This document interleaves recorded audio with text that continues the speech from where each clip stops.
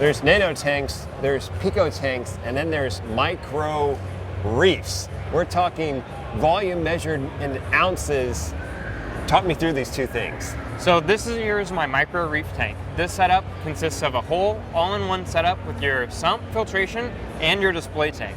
Okay, ounces is like half a gallon? Yeah, so we're looking at 0.25 gallons, 28 ounces in the display, and 12 ounces in the sump. And it has an overflow and a sump, all in 0.25 gallons. Yep, whole setup. So what are we looking at in terms of equipment? We have the sump, but return pump. Walk me through this. Yeah, so this is just your basic setup for reefing. You've got your return pump, you've got your little mini heater in there to keep your water temperature wise, and your display lid for your sump, your display tanks to help keep evaporation to a minimum, and it also helps to trap in the heat as well.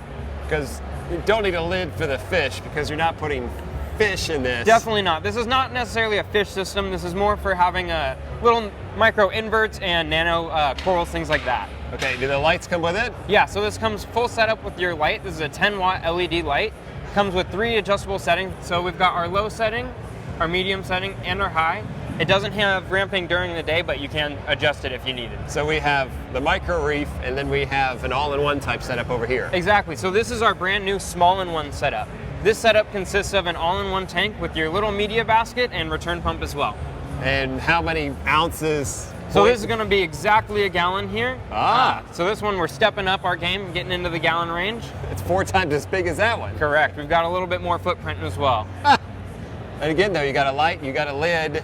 Yep. And everything you need. Exactly. It comes with the light and the lid. It also comes with a 3-stage media basket, which helps to clean up any open detritus through your mechanical filtration. You can put a little bit of biological filtration as well as chemical in there. So how did you decide to go micro reef? So I love taking things to the minimalist scale possible and still making them usable.